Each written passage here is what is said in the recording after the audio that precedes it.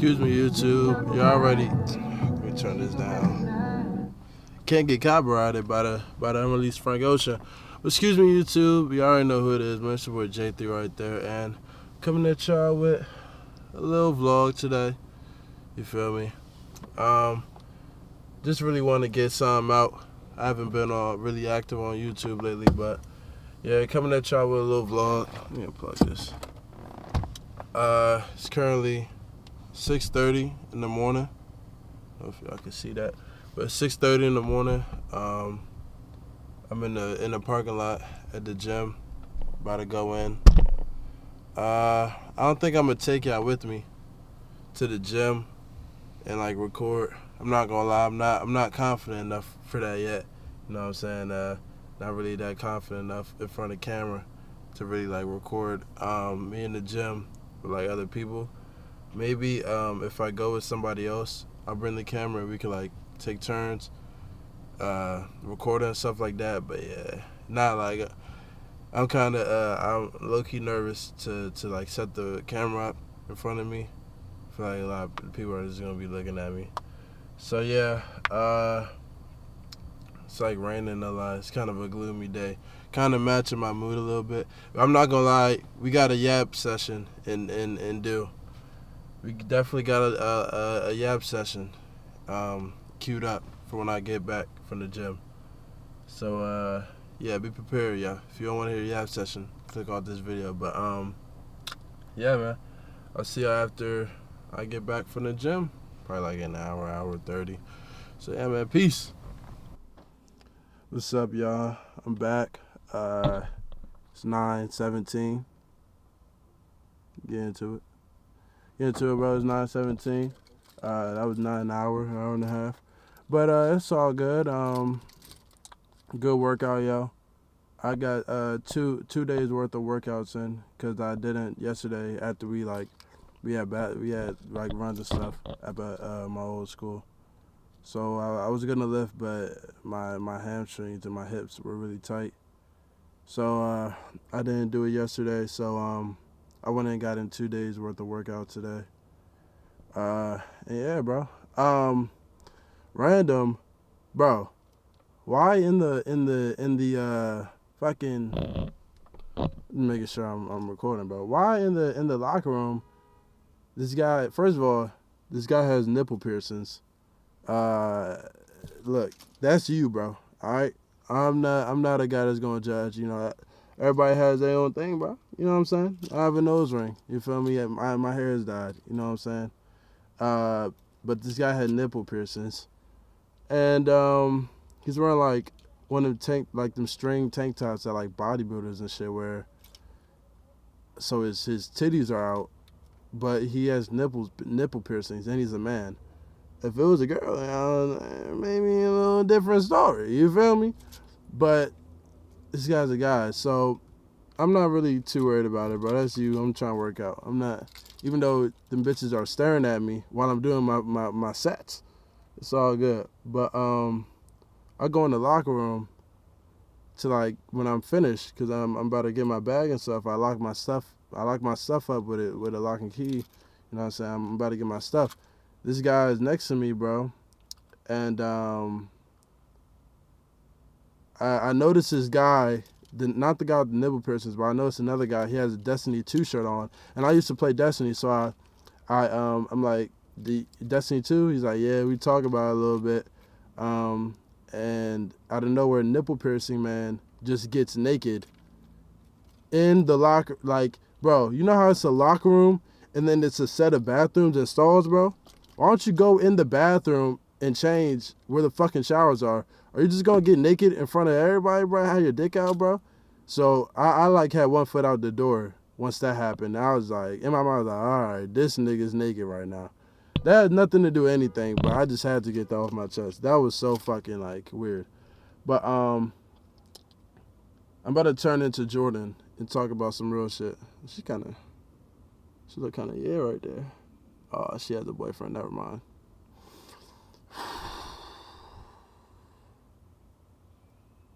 When will it be my turn, bro? When will it be my turn, y'all? Anyways, Need me a Latina John. I ain't gonna hold you.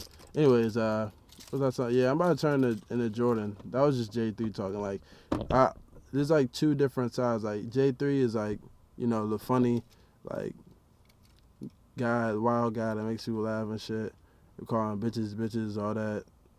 And then Jordan is like, the lock-in, philosophical guy. You feel me? But yeah, I just wanted to talk about some things I'm doing right now in my life. Right now, I've been watching Bojack Horseman. You know what I'm saying? And I'm not gonna like try to cut this up and chop this up, like edit too much. I want this to be as like raw and like uncut and real as possible. But yeah, I've been watching BoJack Horseman, and I've been meaning to react to it like on YouTube, but I don't know. I like to replay a lot of stuff like over and over again, and I feel like people get tired of that. But yeah, I've been watching BoJack Horseman, and I believe I just finished season 4, so I'm on season 5 now, and I believe it was season 5, episode 11, either 11 or 10, titled Time's Arrow. Oh my God, that might be one of the best like episodes of television I've ever seen in my life. You know what I'm saying? Like, it was just like so like, and I really like BoJack Horseman. I'm not gonna lie. That's one of the shows. I was talking to one of my friends, and she was saying how like she can watch BoJack Horseman over and over again, and how like she watches stuff like 13 Reasons Why a lot, like binge watch it over and over. And I'm not gonna lie, I can do the same. Like with 13 Reasons Why and like other like sad stuff, like 13 Reasons Why isn't very sad to me. And I'm not gonna lie, like no wild stuff, but I just can't relate to like certain stuff that's going on. You know what I'm saying? Like I sympathize with it. Like school shootings, and like when the school shooting scene, like it was intense. But it didn't make me like necessarily like, it didn't hit me, because I've never been in like that situation of a school shooting, you know what I'm saying? So I can sympathize with that. Like I've never known anybody that died to AIDS. I can sympathize with it, but it doesn't affect me. It doesn't hit me as much. I don't really know anybody that's really been like R word, like really like as traumatic as it is in the show. And then like sometimes their acting and like their decision making, it's like stupid, like it's like bad. So it makes me like laugh sometimes. But with BoJack Horseman, I don't think I'll be able to watch that over again, bro. Cause I'm not gonna lie, sometimes it's hard for me to like watch the show, bro. It gets too real, bro. Like I'm not gonna lie, bro. Like, so my grandma, I don't think she's at the stage of dementia, but she has like, she's getting there, you know what I'm saying? Like Alzheimer's, that type of stuff. And it kind of like that episode Time's Arrow really like, I don't know, like I'm not gonna lie, I'm just like tearing up talking about it right now. No whole shit. But it kind of made me emotional. You know what I'm saying? And that's why I feel like a show can make you emotional and can really connect to you. Like, they did a really good job with BoJack Horseman. And I was telling my friend to do like a deep review into this. His name is Ked. I don't know if I will edit in J3, bro. Put Ked's YouTube channel right here. Let's see if he does it. But yeah, he does like movie reviews and stuff like that. Y'all should go check him out. Pretty good movie reviews, TV show reviews, stuff like that, things of those nature. And I told him to do a deep dive into that episode, because that really shows how the episode Time's Arrow shows how generational trauma like affects people. You know what I'm saying? Because Beatrice, Bojack's mom, was terrible to him during his childhood, and that came from her dad being terrible to her, but in his mind, he doesn't think he's being terrible. That's the difference between Bojack's mom and and Beatrice's dad, Bojack's mom's dad. Bojack's mom's dad, that was just like, I guess, a time period. I don't know what it was, the 1940s or 1940s to 1960s, because they talked about 63 when JFK got shot. But from her childhood, I want to say it's like the late 1940s, something like that. You know, women weren't looked at as equals. You know what I'm saying? Did World War II happen by then? I think it was happening then. But yeah, like Bojack's mom wanted to be like a smart, like educated, well educated, and like she had a smart mouth on her, just like her mom. But when her mom's son died, Beatrice's brother, in the war. Oh, it was the war because they were in. Yeah, that was during World War II. But when Beatrice's brother died, her mom's son, he died. That like sent her on a spiral, and her dad would leave and stuff and go mess with his secretary, assistant, whatever. And this is just a hard time for women in this time frame because there wasn't any mental health. You know what I'm saying? Mental health is so important. You know, mental health is really key. Like, if you're watching this, take care of your mental health first. Like, do what's best for you, bro. You know what I'm saying? Like, you have to be able to take care of yourself before you can take care of other people. You feel me? For real though.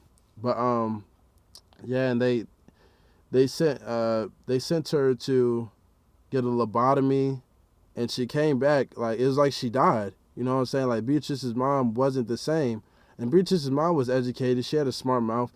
She was just like Beatrice. And she was like, it was like a new person. Like, it was just a shell. So that episode, Times Arrow, like, when it went to, when it showed what Beatrice, as an old woman now, is going through with dementia, like, the first thing I noticed was Henrietta's face was scratched out. It was like it was drawn, but it was scratched out. And it's interesting because all the other faces, like background characters that are usually there, their faces were blanked out. Like, it was just blank. Like, it was just like no facial features. And that's so, like, that's such a small, I don't know, I wouldn't say it's a small detail because it's very noticeable, but that's such a detail that I appreciate, and that, like, it, like, hit me, yo, because they say that people with dementia aren't able to, dementia, I don't know what it is, but yeah, that, they're not able to recognize facial features or remember facial features of people. And, like, yo, niggas honking behind. But they said they're not able to, like, recognize facial features and stuff like that. Remember that? And that's like, dang, bro, that's crazy, yo. And I noticed Henrietta's was scratched out. It was like she didn't want to remember. Like, she had some anger towards her. Like, it was like, you know, when you scribble something out, that's what it looked like. And yeah, and it was just beautiful the way it was going back and forth. Like, we thought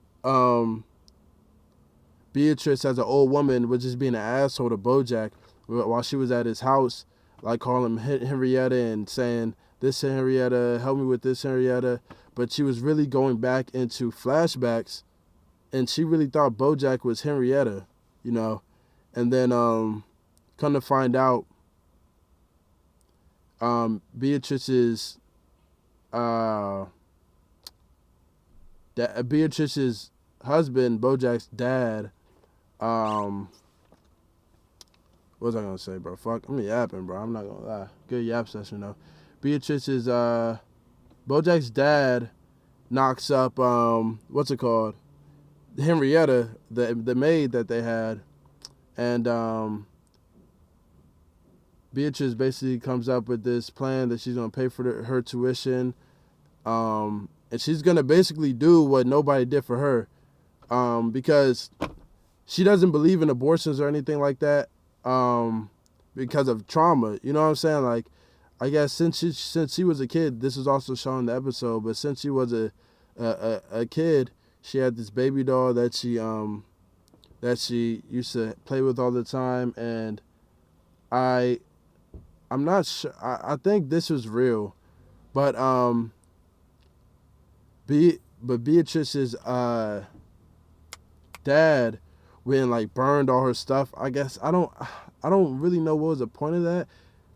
She was saying he said her sickness was affecting everything. I'm not sure if if that was in correlation to like the way she's treating Bojack, and that in turn is the way he's treating other people, or maybe her dementia, or what. Like, I'm not really 100% sure what he meant by sickness is infecting everything, but he ends up burning all his stuff. And it was really interesting because in that scene, you can see that everybody who like she resents, instead of their face being like faceless, like facial features, is scratched out. You see all the butlers scratched out. But it's interesting that Bojack's dad and Beatrice's dad aren't really scratched out. She obviously still remembers them, their features, because they were so impactful. But yeah. So I forgot what I was even talking about. But yeah, Beatrice's dad ends up burning her baby doll, and I guess that like really like hit her when it came to abortions and killing the baby. You know what I'm saying? Cause like that really hurt her. So she didn't believe in abortion. She didn't get an abortion with Bojack because she doesn't like. It's trauma. She can't. It's like she physically cannot get an abortion. Like, she will not allow it. So so she pays for Henrietta's books, her school, and she basically wants Henrietta to chase her dreams and stuff like that because she wasn't able to. And it's interesting because she what's it called? She blames Bojack and her dad, and what's it called? Like, she has a very bad relationship with men from her dad. And growing up, she didn't really have a good relationship with her mom because of the lobotomy. Like, her mom was forced to get the lobotomy when she was pretty young. So through her teenage years or adolescence, she didn't have a real relationship with her mom, and it's tragic, y'all. It's really sad. But you know, the thing that really hit me the most was the last scene. I'm thinking about it right now. It's shit fucking me up. The last scene, when Bojack was in the brought her to the fucked up retirement home, and he was just she finally realized that he was Bojack, and she asked where she was and stuff like that, and he said that, you know, he painted this nice picture for her that he was in what's it called, Michigan at the lake house and stuff, and he even said that she was eating ice cream. They were eating ice cream, and it's not funny, but it's a good. I love the detail that she was never allowed to eat ice cream. So I imagine she doesn't even know what ice cream tastes like, and because she was only allowed like sugar and what was it, like fucking sugar and lemon and stuff like that. So like when Bojack says that they're eating ice cream, she like hesitates a bit, and it's like, yeah. But she like succumbs to it. She's like, it's delicious and stuff like that. It's like she's making it up, like the taste. It's crazy, y'all. But that was a really, really sad moment, because for me, like I said, my grandma's kind of like, she's going through it. It's not as like aggressive, but you know, it just hits because, you know, you think of your parents having to go through it, and then you'll have to go through it, and yeah, it just hits hard, man. I ain't no bitch though. I ain't gonna start crying. You feel me? But yeah, man. That was my little TED talk. That was a good episode, yo. I was listening to Frank Ocean. Frank Ocean got the best unreleased ever, fool. I think in the world.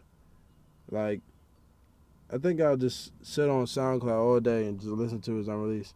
But I think my favorite song today. Here, let me think. Let me look. Can't look at my history. Recently played. We go to listening history. I think my favorite song was.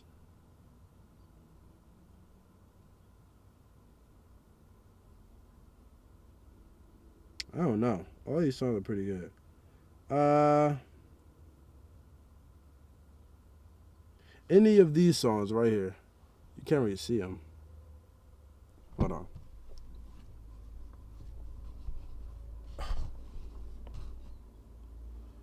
Any of these songs right here. Songs for women. We all try. Bedtime stories. Golden Girls. SZA. Or Good Days remix with SZA. All that. There will be tears. Life goes on. I need it. Yeah, I love those songs. But my camera is about to cut off because it's been 20 minutes.